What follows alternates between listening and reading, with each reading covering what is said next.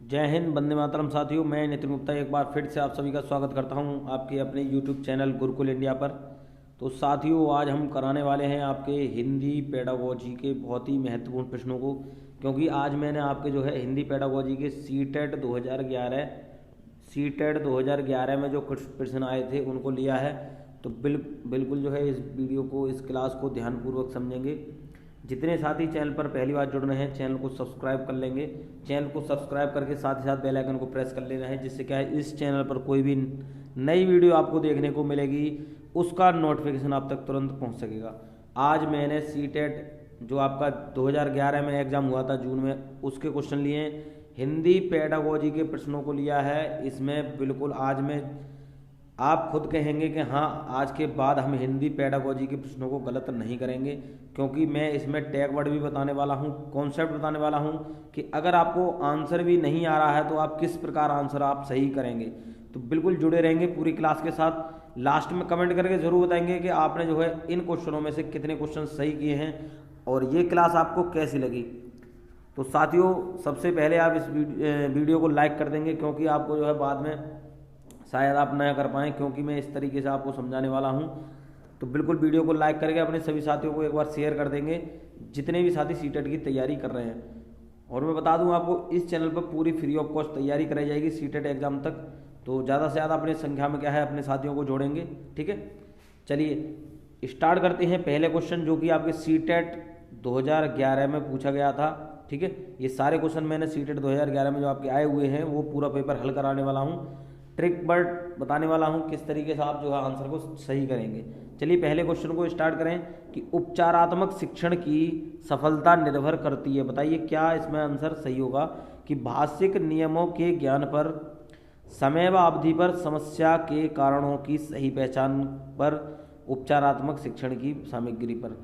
तो इसमें ध्यान से समझेंगे, ये कह रहा है उपचारात्मक शिक्षण की सफलता निर्भर करती है। तो मैंने आपको पढ़ा रखा है, जो साथी पहले से जुड़े हुए हैं उनको मालूम है कि समस्या के कारणों की सही पहचान आप जो है करेंगे तो बिल्कुल आप जो है सफलता तक पहुंचेंगे। ठीक है, उपचारात्मक शिक्षण का जो है सबसे पहला कह सकते हैं यही होता है कि समस्या के कारणों को जो है पहचानना। ठीक है, चलिए अगला क्वेश्चन हम देखें कि भाषा शिक्षण में पाठ्य पुस्तक है। ये क्वेश्चन आपका बहुत पूछा जाता है, इंपॉर्टेंट लिख लेंगे।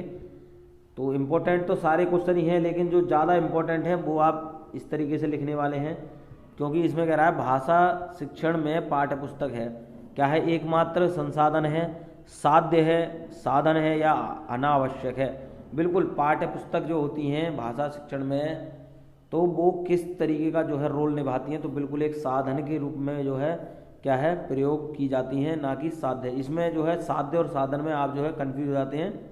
ठीक है, तो इसमें आप साधन लगाएंगे। क्या है? पाठ्य पुस्तक के साधन होती हैं। ठीक है, क्या होती हैं? एक साधन होती हैं। ठीक है, चलिए अगला क्वेश्चन में देखूं तो अगला क्वेश्चन है कि हिंदी की कक्षा में प्रायः हिंदीतर-भाषी बच्चे हिंदी सीखने में अनेक कठिनाइयों का सामना करते हैं, क्योंकि तो वे मन लगाकर नहीं हिंदी नहीं सीखते। हिंदी सीखने के प्रति उनमें अरुचि होती है। हिंदी बहुत कठिन भाषा है। प्रायः हिंदी और उनकी मातृभाषा की संरचना में अंतर होता है। तो सबसे पहले मैं आपको बता दूं कि जब कभी अगर मातृभाषा, देखो सबसे पहले बच्चा जब स्कूल जाता है तो अपनी मातृभाषा को साथ में लेके चलता है। ठीक है, तो एक शिक्षक को क्या करना है कि उसमें जो है बच्चे की मातृभाषा को जो है सर्वप्रथम रखना है। ठीक है, और जो भी है उसमें आप बहुभाषिक कक्षा, इस तरीके के आपको जो ऑप्शन देखने को मिल जाता है वहाँ आप सही करेंगे। बच्चे की मातृभाषा को सम्मान की दृष्टि से देखना है। ठीक है, तो और उसे जो है विभिन्न भाषाओं का क्या है ज्ञान कराना है, और जो है कहानी कविता के माध्यम से कराना है। ये चीज़ें 2-3 चीज़ें हैं आपको ध्यान रखनी है। तो इसमें देखिए क्या ऑप्शन आप सही करेंगे, तो इसमें ऑप्शन डी आप सही करेंगे कि प्रायः हिंदी और उनकी मातृभाषा की संरचना में अंतर होता है, इसलिए बच्चा क्या है कठिनाइयों का सामना करते हैं। ठीक है, अब मतलब ये समझ के चलिए कि बच्चा किसी भी भाषा को जो है जानता है जो उसकी मातृभाषा होती है, और स्कूल में जाकर जो है उसे क्या है अलग अलग भाषाओं का जो है सामना करना पड़ता है। तो वही बात इसमें कही गई है कि प्राय हिंदी और उनकी मातृभाषा की संरचना में अंतर होता है। ठीक है, ये बेमन लगाकर हिंदी नहीं सीखते, इस तरीके के आप ऑप्शन गलत करेंगे। अरुचि बच्चे को रुचि के माध्यम से, जो मतलब जिसमें रुचि ले रहा है बच्चा, उस तरीके के ऑप्शन आप सही करेंगे। भाषा बहुत कठिन है, ये भी गलत रखेंगे क्योंकि हिंदी भाषा कठिन नहीं है। तो इस तरीके के ऑप्शन आपको देखने को मिल जाएंगे एग्जाम में, वो आपको गलत करने हैं, ठीक है। जहाँ पर बच्चे की मातृभाषा की बात कर रहे हैं वहाँ आप सही करेंगे, ठीक है। बहुभाषिक का ज्ञान करा रहे हैं बच्चे को, बहुभाषिकता की बात कर रहे हैं, वहाँ आपका ऑप्शन सही होगा।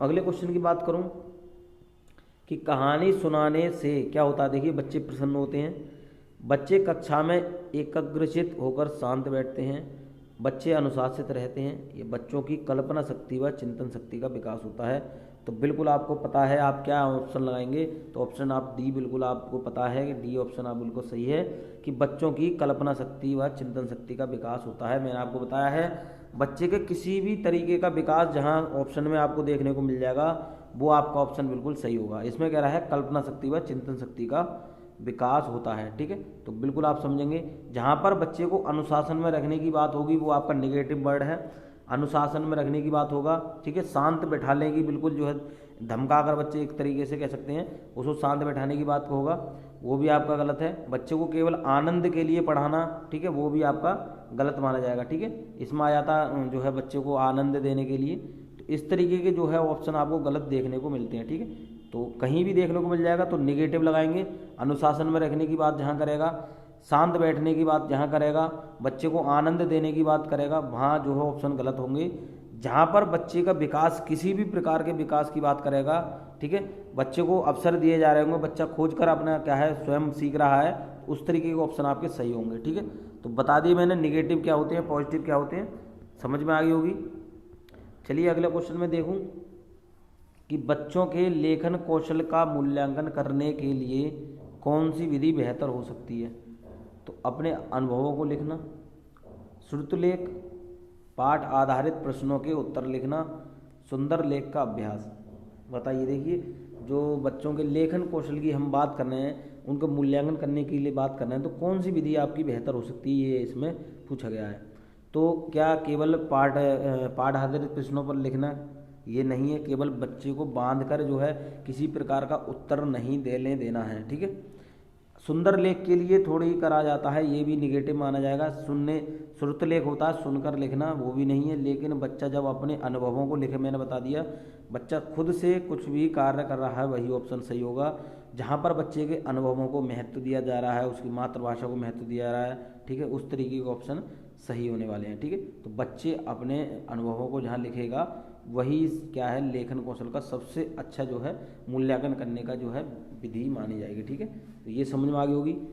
जहाँ पर बच्चे के किसी भी प्रकार के कौशल जो है अर्जित करने की बात हो रही है, कौशल दिखाने की बात कर रहे हैं, वो भी ऑप्शन आपका सही होगा। यहाँ पर अनुभव को लिखने की बात कर रहे हैं, ठीक है। चलिए अगले क्वेश्चन की मैं बात करूँ कि बोलना कौशल में महत्वपूर्ण है। अब बोलने की बात कर रहे हैं, वहाँ लिखने की बात कर रहे थे, तो बोलना कौशल में महत्वपूर्ण क्या है, देखिए बताइए कि संदर्भ एवं स्थिति के अनुसार अपनी बात कह सकना, बी हमारा है स्पष्ट एवं शुद्ध उच्चारण, या सी हमारा है अलंकारिक भाषा का प्रयोग, या डी हमारा है मधुर वाणी। तो बताइए, देखिए केवल बोलना जो है मधुर वाणी के लिए नहीं होता है। अलंकारिक भाषा मतलब केवल उलझे हुए कह सकते हैं बातों को कहना, या जो है कह सकते हैं देखिए अलंकारिक मतलब किसी भी प्रकार को घुमा फिरा कर बोलना इस तरीके से। शुद्ध उच्चारण स्पष्ट के लिए भी नहीं होता है। अपनी बात, देखिए इसमें भी बात वही है कि अपनी बात यहाँ कह रहा है, चाहे लिखने के माध्यम से कह रहा है, चाहे बोल कर कह रहा है, वही ऑप्शन आपका सही होगा। इसमें कह रहा है संदर्भ एवं स्थिति के अनुसार अपनी बात कह सकना, ठीक है। मतलब जैसी स्थिति भी हो वह अपनी बात को जो है दूसरे तक जो है पहुँचा सके, दूसरे को समझा सके, वही इस ऑप्शन में देखने को मिल रहा है, ठीक है। स्थिति के अनुसार अपनी बात को कह सकना, यही बोलने के कौशल में आता है, ठीक है। और लिखने वाला बता दिया मैंने, अपनी अभिव्यक्ति को यहाँ प्रदर्शित कर रहा होगा बच्चा, अपने अनुभवों को दिखा रहा होगा, वही आपका ऑप्शन सही होगा, ठीक है। चलिए अगला क्वेश्चन हम देखें कि एक भाषा शिक्षक के रूप में सबसे बड़ी चुनौती है। ये भी क्वेश्चन बहुत पूछा जाता है, सारे क्वेश्चन इंपॉर्टेंट हैं, मतलब आपको इसी तरीके के क्वेश्चन वहाँ पर आपको देखने को मिलेंगे, ठीक है। तो ध्यानपूर्वक समझते चलेंगे। इसमें ऑप्शन पहला है कि बच्चों को भाषा सीखने के महत्व से परिचित कराना, बी हमारा है बच्चों की भाषा को संचार साधनों के प्रभाव से मुक्त रखना, सी हमारा है भाषा संसाधनों का अभाव, डी हमारा बहुभाषिक कक्षा के शिक्षण के लिए उचित रणनीतियाँ तय करना। तो इसमें देखिए कौन सा इसमें सही होगा। इसमें कह रहे हैं बच्चा जो एक भाषा शिक्षक हैं आप जो है, तो आपके सामने सबसे बड़ी चुनौती आपको क्या देखने को मिल सकती है।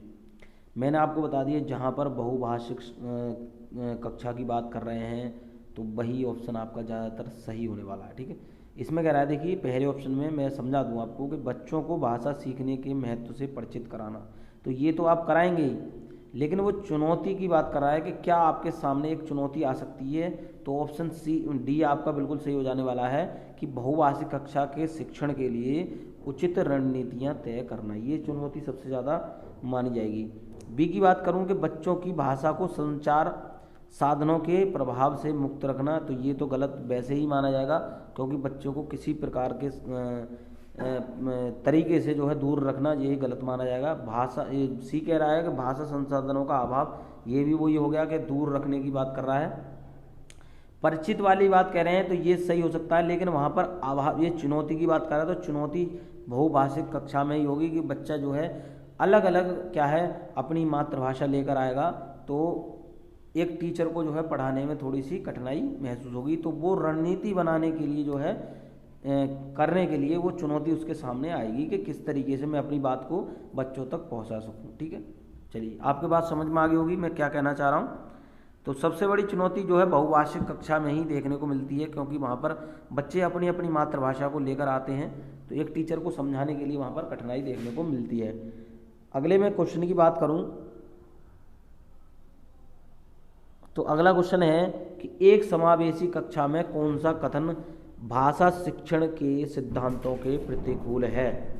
तो एक समावेशी कक्षा है, उसमें भाषा शिक्षण का जो सिद्धांत है वो प्रतिकूल मतलब उल्टा माना जाएगा। तो ऑप्शन ए हमारा बच्चे परिवेश से प्राप्त भाषा को ग्रहण करते हुए भाषा प्रयोग के नियम बना सकते हैं। बी हमारा भाषा परिवेश में रहकर अर्जित की जा सकती है। प्रिंट समृद्ध माहौल भाषा सीखने में सहायक होता है। या डी हमारा है व्याकरण के नियम सिखाने से बच्चों का भाषा विकास शीघ्रता से होता है। इसमें कह रहे हैं समावेशी कक्षा में जो भाषा शिक्षण है उसके सिद्धांतों के प्रतिकूल कौन सा है।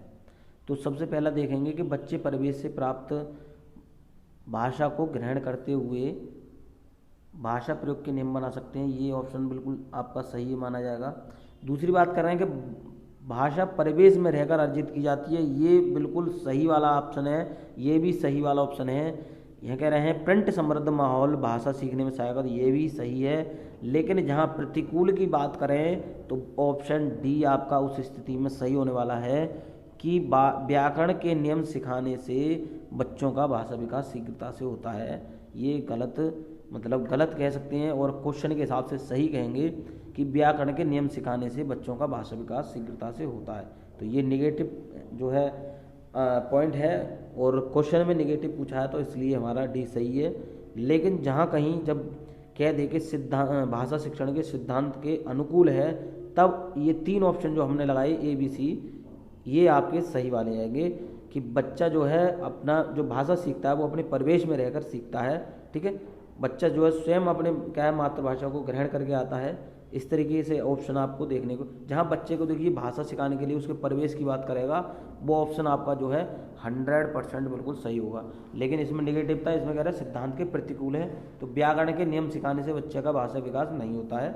ये आप समझेंगे, ये नेगेटिव टैग वर्ड है। नेगेटिव जहाँ व्याकरण के नियम से सिखाने की बात करेगा वहाँ आपका गलत माना जाएगा। ठीक, परिवेश में रहकर सीख रहा है वो ऑप्शन बिल्कुल सही माना जाएगा। ठीक है, चलिए मैं बात करूं अगले क्वेश्चन की कि एक बहुसांस्कृतिक कक्षा में आप एक भाषा शिक्षक के रूप में किस बात को अधिक महत्व देंगे।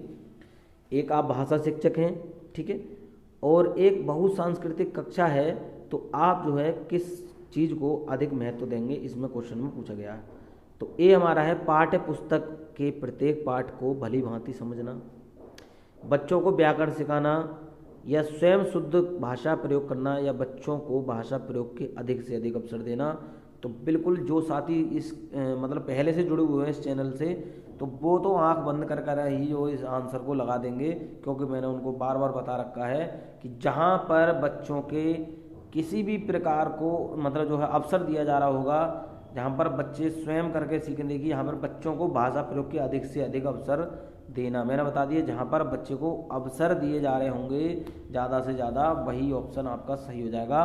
तो इसमें यही ऑप्शन बिल्कुल सही है कि बच्चों को भाषा प्रयोग के अधिक से अधिक अवसर देना। व्याकरण सिखाना ये बिल्कुल निगेटिव, मैंने आपको बताया अभी। जहाँ पर कहीं भी व्याकरण सिखाने या व्याकरण जो है ज़्यादा जोर दिया जा रहा होगा जिस ऑप्शन में, वो आपका ऑप्शन बिल्कुल गलत होगा।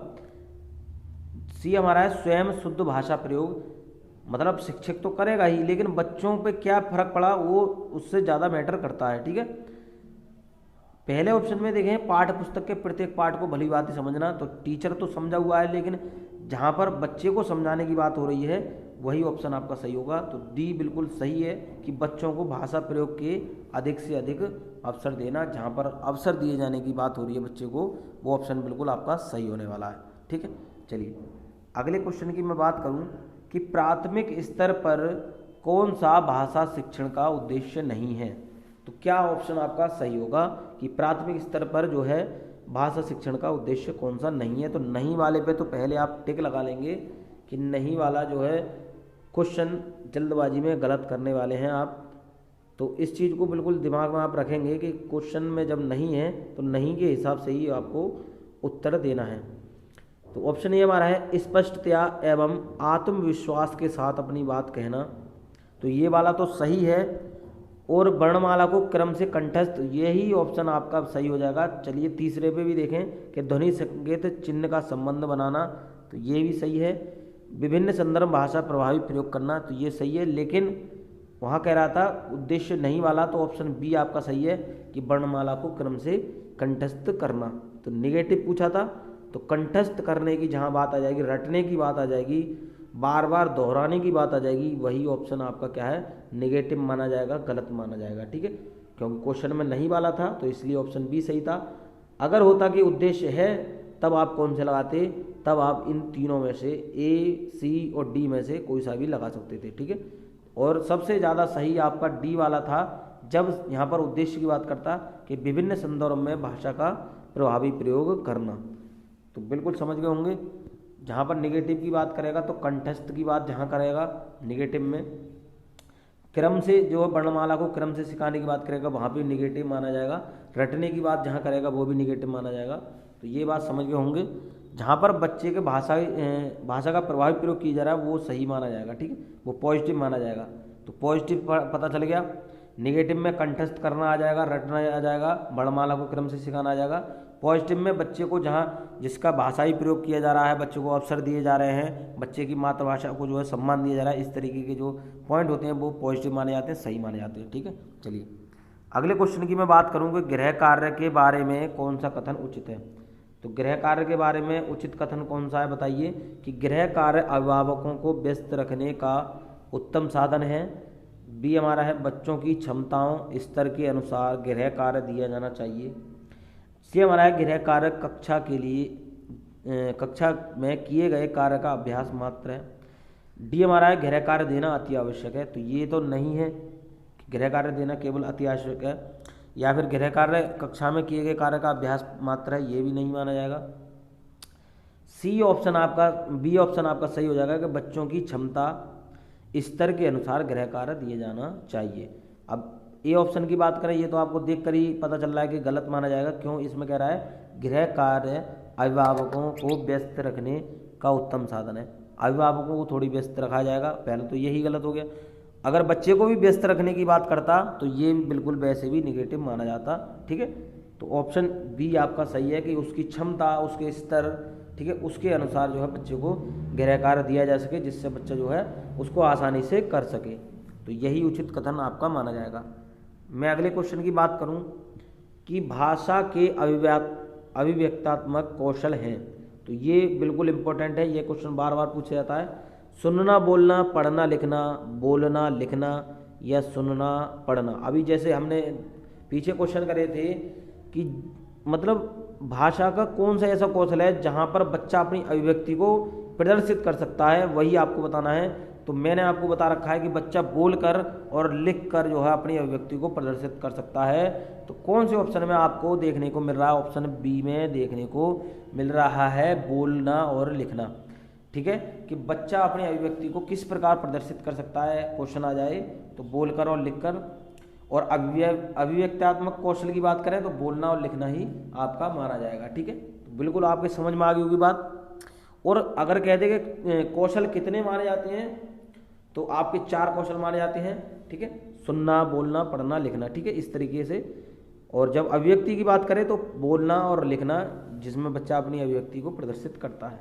चलिए अगले क्वेश्चन की मैं बात करूं कि प्राथमिक स्तर पर बच्चों की भाषा शिक्षा के संदर्भ में निम्नलिखित में से कौन सा कथन असत्य है? अब इसमें असत्य आ गया, ध्यान से समझेंगे। तो असत्य कथन इसमें बताना है, असत्य कथन कौन सा है? तो बच्चे समृद्ध भाषा परिवेश में सहज और स्वतः रूप से भाषा में परमार्जन कर लेंगे, ये सही माना जाएगा। लेकिन इसमें असत्य है, हमें असत्य वाला देखना है कि बच्चे भाषा की जटिल और समृद्ध संरचनाओं के साथ विद्यालय आते हैं। ये ऑप्शन भी आपका देखने को मिलेगा। पहले 4 ऑप्शन हम पढ़ेंगे। बच्चों की भाषा संकल्पनाओं और विद्यालय में प्रचलित भाषा परिवेश में विरोधाभास ही भाषा सीखने में सहायक होता है। डी हमारा है सुधार के नाम पर की जाने वाली टिप्पणियां व निरर्थक अभ्यास से बच्चों में अरुचि उत्पन्न हो सकती है। तो इसमें देखिए ये डी वाला सही माना जाएगा, बी वाला सी वाला सही माना जाएगा, और ए की बात करें कि ए भी आपका सही माना जाएगा। लेकिन असत्य की बात कर रहा था तो ऑप्शन कौन सा देखने को मिलेगा? ऑप्शन बी देखने को मिलेगा। क्या देखने को मिलेगा? बी देखने को मिलेगा कि बच्चे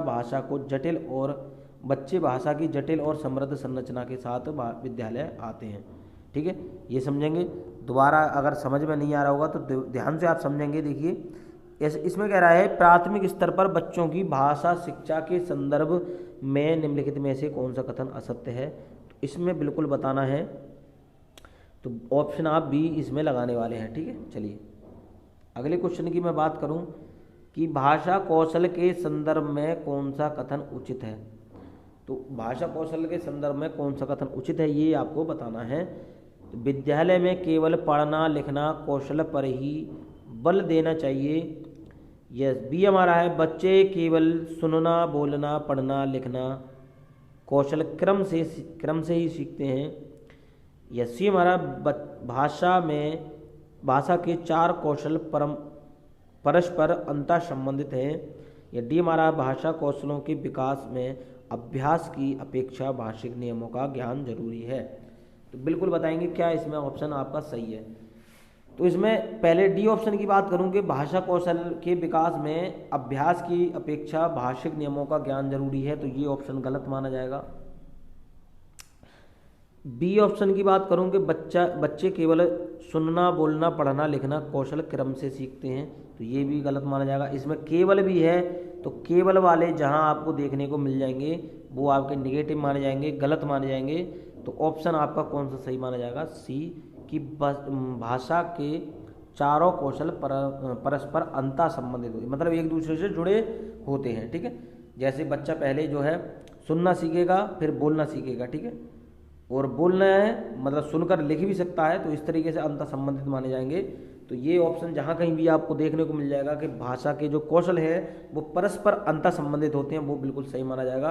और जहाँ पर क्रम से सिखाने की बात करी जाएगी वो बिल्कुल गलत माना जाएगा, क्योंकि बच्चा जो है पहले सुनकर जो लिख भी लेता है, तो ये तो बिल्कुल गलत माना जाएगा। ठीक है, और सुनकर बोलता है और पढ़कर भी जो है पढ़ता है बोल कर, तो ये जो है मिलते जुलते हैं, अंतर संबंधित हैं, ना कि आप जो है क्रम से लगाएंगे कि क्रम से सीखे जाते हैं। ठीक है, और यहाँ पर देखिए केवल वाला आ गया वर्ड, तो केवल वाला जहाँ देखने को मिल जाएगा वो आपका जो है निगेटिव माना जाता है। तो ये समझ गए होंगे, केवल ही एकमात्र, तो इस तरीके के जो आपको वर्ड देखने को मिल जाते हैं, शब्द देखने को मिल जाते हैं, वो आपके गलत माने जाते हैं। ठीक है, समझ गए होंगे। अगले क्वेश्चन की बात करूं कि पाठ में दिए गए चित्रों का क्या उद्देश्य होता है। तो जो कह सकते हैं आपके बच्चे की पाठ्य पुस्तक होती है उसमें चित्रों का क्या उद्देश्य होता है, ये आपको बताना है इस क्वेश्चन में, कि चित्रों से पाठ्य पुस्तक आकर्षक बनती है, चित्र पाठ की शोभा बढ़ाते हैं, पाठ्य पुस्तक में चित्र देने का प्रचलन है, या डी हमारा है चित्र अमूर्त संकल्पनाओं को समझने में सहायता करते हैं।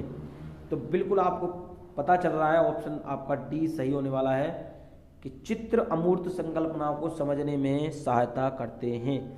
केवल आकर्षक बनाने के लिए या शोभा बढ़ाने के लिए और केवल प्रचलन चल रहा है इसके लिए नहीं जो है चित्रों को दिया जाता है। वो चित्र इसलिए दिए जाते हैं कि बच्चा जो है उस चित्र को देखकर अपनी संकल्पना बना लेता है कि यहाँ पर ऐसा हुआ होगा, ठीक है। तो इसलिए चित्र दिए जाते हैं। आप समझ गए होंगे बात मेरी।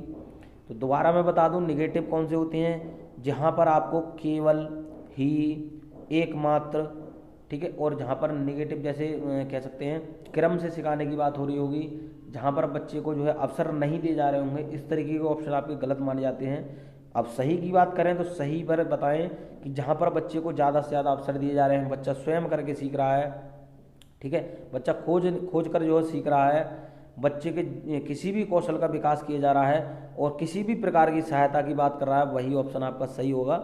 तो इस तरीके के जो है टैग वर्ड आपको समझ में आ गए होंगे, ये क्लास समझ में आ गई होगी, ठीक है। तो कमेंट करके ज़रूर बताएंगे साथियों ये क्लास कैसी लगी, ठीक है। और इस तरीके की क्लास और देखना चाहते हैं तो कमेंट करके ज़रूर बताएंगे। और प्लेलिस्ट में काफ़ी सारी वीडियो आपको जो सीटेट एग्जाम को मद्देनज़र रखते हुए, मतलब ध्यान में रखते हुए जो है बनाई गई हैं। तो प्लेलिस्ट में जाकर आप जो है वीडियो को देख सकते हैं। EVS NCERT की सीरीज़ चल रही है, वो बिल्कुल आपकी जो है रामबाण है आपके सीटेट एग्जाम को लेकर। 30 में 30 की गारंटी हमने ली है। तो काफ़ी सारी आपको वीडियो देखने को मिल जाएंगी, तो प्लेलिस्ट में जाकर जरूर देखेंगे। जितने साथी चैनल पर पहली बार जुड़ रहे हैं, सीटेट एग्जाम की या किसी भी एग्जाम की जो शिक्षक भर्ती संबंधित एग्जाम है उसकी तैयारी कर रहे हैं, तो चैनल को सब्सक्राइब जरूर करेंगे और साथ ही साथ बेल आइकन को प्रेस कर लेंगे, जिससे क्या है इस चैनल पर कोई भी न्यू वीडियो आए या कोई भी शिक्षक भर्ती संबंधित सूचना आए तो उन तक को है क्या है जल्दी से जल्दी नोटिफिकेशन पहुँच सके, ठीक है। चलिए तो मिलते हैं अगली क्लास में। जुड़े रहिए गुरुकुल इंडिया के साथ, जोड़ते रहिए अपने साथियों को। वीडियो देखने के लिए आपका बहुत बहुत धन्यवाद।